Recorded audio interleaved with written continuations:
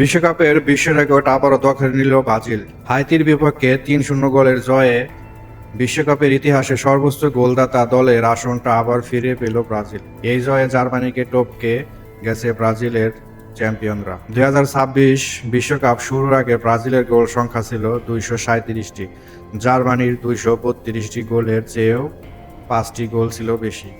তবে group C এর ম্যাচে মোরক্কোর সঙ্গে ১-১ গোলে ড্র করার পর জার্মানি তাদের টপকে যায়। কুরাশাওকে ৭-১ গোলে উড়িয়ে দিয়ে নিজেদের গোল সংখ্যা ২৩৯-এ নিয়ে যায় তারা।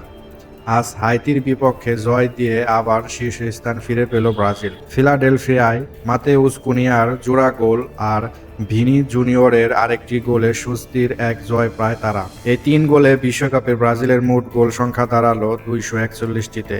এতে জার্মানির চেয়ে ২ গোলে এগিয়ে গিয়ে সর্বকালের সর্বোচ্চ গোলদাতার তালিকায় শীর্ষে উঠে এলো তারা। এই জয়ে গোল ব্যবধানে গ্রুপ সিতেও শীর্ষে উঠে এসেছে কার্লো আনচেলত্তির দল, পেছনে ফেলেছে মোরক্কোকে।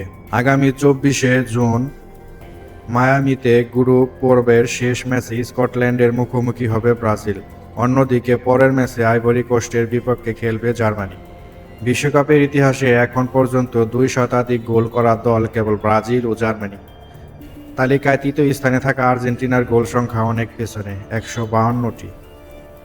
বিশ্বকাপের সর্বোচ্চ গোলদাতা দলগুলো হলো ব্রাজিল ২৪১ গোল, জার্মানি ২৩৯ গোল, আর্জেন্টিনা ১৫২ গোল, ফ্রান্স ১৩৬ গোল এবং ইতালি ১২৮ গোল।